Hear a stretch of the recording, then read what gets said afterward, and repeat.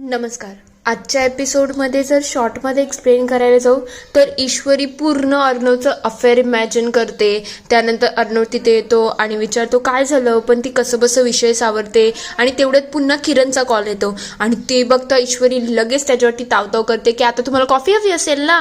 हे सगळं भांडण झाल्यानंतर ईश्वरी खूप टेन्शनमध्ये असते. मीनवाईल वल्लरीला काही बॉक्सचे फोटो येतात पण ते तिचे नसतात. चला बघूया डिटेलमध्ये आजच्या एपिसोडमध्ये काय काय घडले. नमस्कार. आजच्या भागात आपण बघणार आहोत ईश्वरी ते परफ्यूमचं स्मेल घेतल्यानंतर ती विचार करायला लागते म्हणजे सर नक्कीच त्या किरणला भेटायला गेले होते आणि त्यांनी तिला आय लव्ह यू सुद्धा म्हटलं असेल, म्हणजे माझं काय होईल. ती जोरात किंचाते. ते बघता अर्णव म्हणतो काय झालं. ईश्वरी तेवढ्यात बघते तर अर्णवला पुन्हा किरणचा कॉल आलेला असतो. तेव्हा तो लगेच कॉल उचलतो. तेव्हा ईश्वरी म्हणते आता तुम्हाला कॉफी हवी असेल ना, आणि आज तर तुमचं बोलून बोलूनच पोट भरणार असेल, तुम्हाला जेवणाची तर बिलकुल गरज नसेल ना.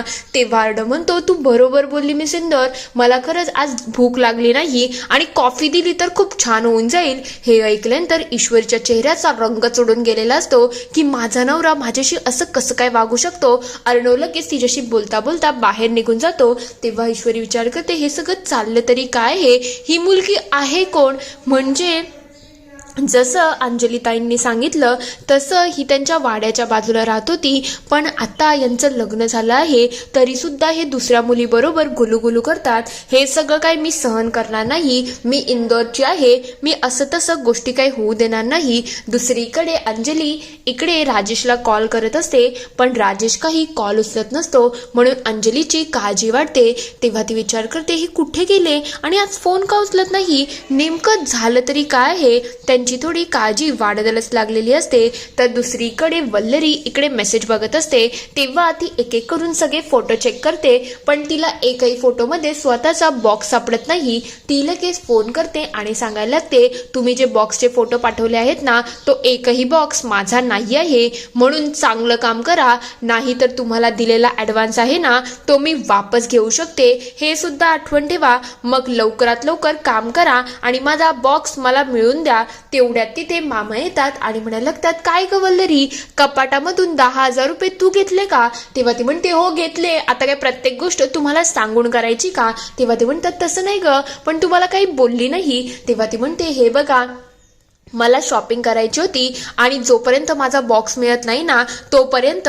तेव्हा म्हणतात काय ग तुझं बॉक्स पुरण अजून संपत नाही का, आणि शॉपिंग काय करायची आहे तुला, तुझ्याकडे ऑलरेडी एवढ्या सगळ्या वस्तू आहेत ना की तू कितीतरी वर्ष शॉपिंग नाही केली ना तरीही चालणार आहे. ती चिडून तिथून निघून जाते. तेव्हा मामा विचार करतात हिचं चाललं तरी काय आहे, त्या बॉक्समध्ये असं आहे तरी काय जी ती या बॉक्सच्या इतकी मागे लागली आहे. हे प्रकरण जरा शोधणं गरजेचंच आहे. तर दुसरीकडे अर्णव इकडे झोपलेला असतो. तेव्हा ईश्वरी मागून विचार करते सर तर इथेच बसले आहेत, आता मी ती फाईल कशी काय शोधू, नेमकं ते कोड आहे आणि तो पिंक फोल्डर काय आहे हे शोधणं खूप गरजेचं आहे. ईश्वरी लगेच हळद बुळत इकडे अर्णवच्या जवळ येते आणि ती बघते की अर्णव झोपलेला आहे. ते बघून ती खूप खुश होते आणि म्हणायला लागते हे तर चांगलं झालं की सर आता खुश आहेत, म्हणजे झोपले आहेत तर माझं काम होईल. तेवढ्यात ती लगेच आजूबाजूला शोधायला सुरुवात करते.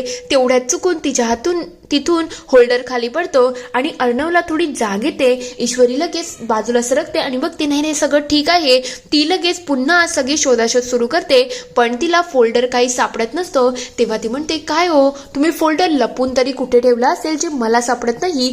तेवढ्यात अर्णवला पुन्हा जाग येते. तिचं लक्ष जातं की आपण आता बॉक्स या लॉकरमध्ये शोधूया. ती इकडे तिकडे लॉकर करते पण ते काही सापडत नसतं. तेवढ्यात अर्णव तिच्या अंगावरती पडतो. ते बघता ईश्वरी कसं बसं त्याला बाजूला करते आणि विचार करते हा लॉकर ओपन का होत नाही. बरोबर आहे, गुलाबी फाईल तुम्ही याच्यातच ठेवली असेल ना, सिक्रेट असेल ना तुमचं, पण ह्याला तर चावी आहे, मला चावी शोधणं गरजेचं आहे. ती आजूबाजूला शोधते पण चावी कुठे सापडत नसते. तिचं लक्ष जातं सरांनी चावी त्यांच्या खिशात तर ठेवली नसेल ना. ती लगेच अर्णवच्या आजूबाजूला फिरायला तर दुसरीकडे अंजली फोन करून करून वैतागलेली असते. तेवढ्यात तिथे राजेश येतो. ते बघता अंजली म्हणायला लागते, काय हो कुठे होते तुम्ही, एवढा वेळ लागतो का? तेवढ्यात त्याला मारहाण झालेली असते. हे बघता अंजली विचारते, काय झालं हो, तुम्हाला एवढं कोणी मारलं आहे, काही ऍक्सिडेंट तर झाला नाही ना? तेव्हा ती म्हणतो, नाही ग ऍक्सिडेंट झाला नाही, त्या केस संदर्भात हे सगळं झालं आहे. तेव्हा ती म्हणते, तुम्ही काळजी करू नका, सगळं नीट होईल. दुसरीकडे ईश्वरी इकडे चावी काढायला जातच असते. तेव्हा पुन्हा अर्णवला जाग येते. ते बघता ईश्वरी लगेच मागे लपते आणि पुन्हा अर्णवच्या जवळ जाते. चावी सापडल्यानंतर ती खूप खुश होते आणि म्हणते, आता बघते मी तुम्ही काय काय सिक्रेट लपून ठेवलं आहे आणि विथ लव्ह आहे का याच्यावरती, आता मी हे सगळं सहनच करणार नाही. ती लगेच ते लॉकर खोलण्याचा प्रयत्न करतच असते. तेवढ्यात अर्णवला जाग येते. तेव्हा तो म्हणतो, अरे माझा डोळा लागला बघतं, आता मला काम करायचं आहे, तर पहिले एकदा काम करतो, कॉफी घेऊन येतो. अर्णव लगेच कॉफी बनवायला आत निघून जातो. तेव्हा ईश्वरी म्हणते, बढिया, आता मी शोधते की नेमकं या लॉकरमध्ये आहे तरी काय. ती जशी चावी हातामध्ये घेते आणि लॉकर ओपन करायला जाईल, मागे अर्णव आलेला असतो. इकडे ईश्वरी म्हणत असते, आता माझ्या हातात ती फाईल लागणारच आहे. अर्णव विचार करतो, हे सगळं काय आहे, मी सिंदूर तर झोपली होती, मग ती इथे काय करते? तेवढ्यात ईश्वरी अर्णवला बघून डचकते आणि सगळे पेपर उडवून टाकते.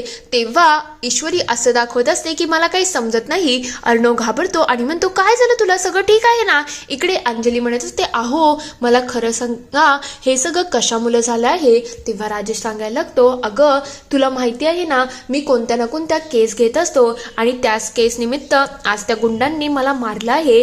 त्या माणसाचे पैसे मिळवण्यासाठी मी खूप आतोनात प्रयत्न करत आहे, पण काय करू, त्या प्रयत्नांमुळे ह्या वेळेला माझ्याचवरती वार आला आहे.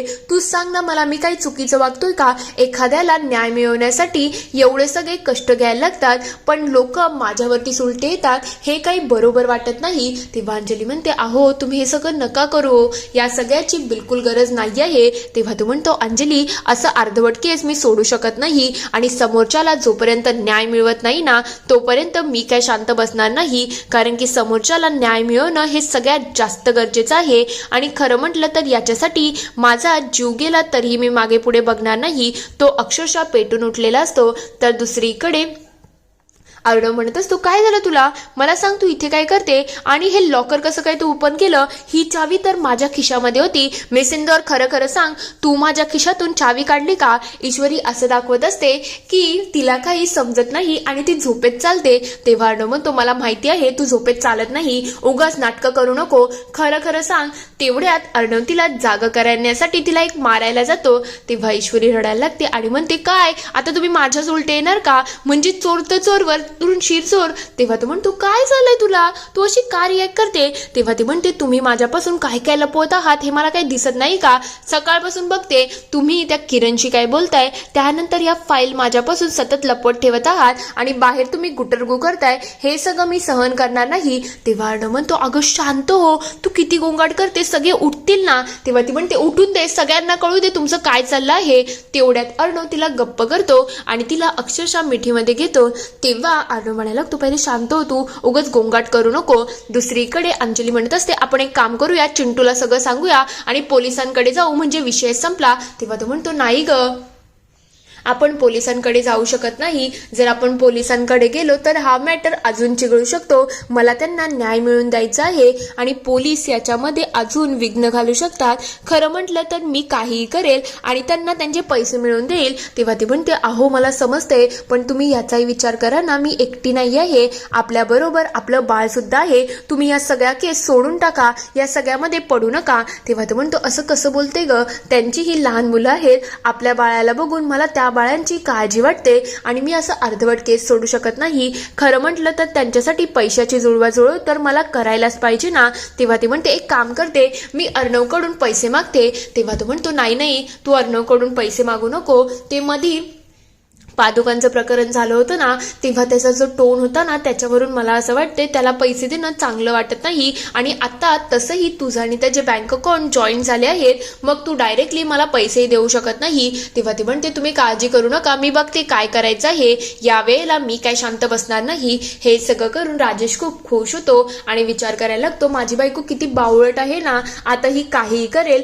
आणि मला पैसे मिळवून देईल म्हणजे देईल. तो अक्षरशः खुश झालेला असतो. तर दुसरीकडे ईश्वरी इकडे सगळे डॉक्युमेंट्स बघते आणि म्हणायला लागते, तुम्ही नम्रताताईच्या नावावरती इन्व्हेस्टमेंट केले आहेत. तेव्हा तो म्हणतो हो त्यात एवढं काय आहे. तेव्हा ते विचारते पण तुम्ही हे सगळं माझ्यापासून का लपवलं. तेव्हा तो म्हणतो मला नाही वाटलं तुला सांगणं गरजेचं आहे. तसंही ताई आणि आकाशच्या नावावरती मी ज्या काही इन्व्हेस्टमेंट करतो मी सगळ्या तुला सांगत नाही ना. मग तसंच नम्रताच्याही बाबतीत आहे ना. तेव्हा ती म्हणते अहो पण तुम्हाला एवढं सगळं करायची गरज नव्हती. तेव्हा तो म्हणतो हे बघ ती माझी सुद्धा सिस्टर आहे आणि आज ना उद्या तिचं लग्न होईल. तिला कधी पैशांची गरज लागली काही असलं तर तिच्याकडे बॅकअप म्हणून गोष्टी असायला हव्या ना. त्याचमुळे मी हे सगळं करत आहे अजून काहीच नाही. तेव्हा ईश्वरी विचार करते सर तुम्ही किती गोड आहात ना म्हणून तर तुम्ही एवढे चांगले आहात आणि सगळ्यांचा एवढा विचार सुद्धा करता. इथे हा एपिसोड संपतो. पुढील भागात आपण बघणार आहोत ईश्वरी म्हणायला लागते तुम्ही कितीही चांगले असा पण याचा अर्थ असा नाही ना की तू बाहेर जाऊन कोणत्याही किरणशी गुटरगो करो. तेव्हा तो म्हणतो तुला नेमकं बोलायचं तरी काय आहे. तेव्हा ईश्वरी म्हणते हो आपल्या दोघांचं लग्न झालं आहे हे विसरू नका आणि हे बाहेरचं अफेअर आहे ना ते मी काय खपून घेणार नाही. तेव्हा तो म्हणतो तुला काय फरक पडतो. तेव्हा ईश्वरी म्हणते सर मला फरक पडतोय कारण की माझं तुमच्यावरती प्रेम आहे. हे ऐकल्यानंतर अर्णवच्या चेहऱ्याचा रंग चढून गेलेला असतो. थोड्या वेळानंतर अंजली इकडे अर्णवला म्हणत असते अर्णव मला 10 लाख रुपयाची गरज आहे. तेव्हा तो विचारतो ताई तुला 10 लाख रुपये कशासाठी पाहिजेत. तेव्हा ती म्हणते काल ना आपल्या घरामध्ये काही लोक आले होती आणि त्यांचे पैसे गुंडांनी घेतले आहेत आणि यांना मदत करण्यासाठी मला पैशांची गरज आहे. अर्णव हे ऐकून अक्षरशः खवळून गेलेला असतो. तेव्हा ईश्वरी विचार करते काहीही झालं ना तरीही सर त्या राजेशला पैसे नाही द्यावे याची मला काही ना काही नक्कीच सोय करायला लागेल. इथे हा पूर्ण एपिसोड संपतो. आता खरंच अंजली जो गळ घालत आहे त्याच्यामुळे अर्णव तिला पैसे देईल की नाही तुम्हाला काय वाटतं ते मला कमेंटमध्ये नक्की कळवा. व्हिडिओ आवडला असेल तर लाईक शेअर सबस्क्राईब करायला विसरू नका. Thank you for watching.